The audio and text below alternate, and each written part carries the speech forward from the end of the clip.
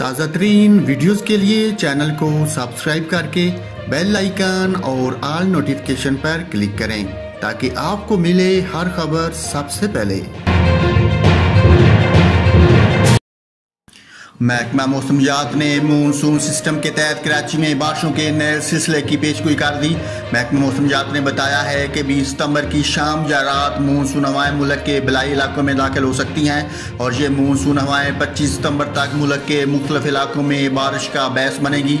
महकमा मौसमियात ने बताया कि कराची, हैदराबाद, मीरपुर खास, तरफारकर, उमरकोट, सांगर, ठट्ठा, बदीन, दादू, शहीद बेनज़ीराबाद, सखर, लाड़काना में भी तेज़ हवाओं और गरज चमक के साथ बारिश हो सकती है, जबकि इस दौरान चंद मकामात पर मूसलाधार बारिश का भी इम्कान है। इसके अलावा 23 से 24 सितंबर के दौरान कश्मीर, इस्लामाबाद, रावलपिंडी, अटक, चकवाल, जेहलम, लाहौर और दीगर इलाकों में तेज़ हवाएं और गरज चमक के साथ बारिश का इम्कान है।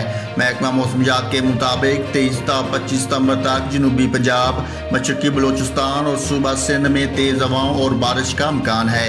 बारिश के बाद शदीद हबस और गर्मी की शिद्दत में कमी का इम्कान है।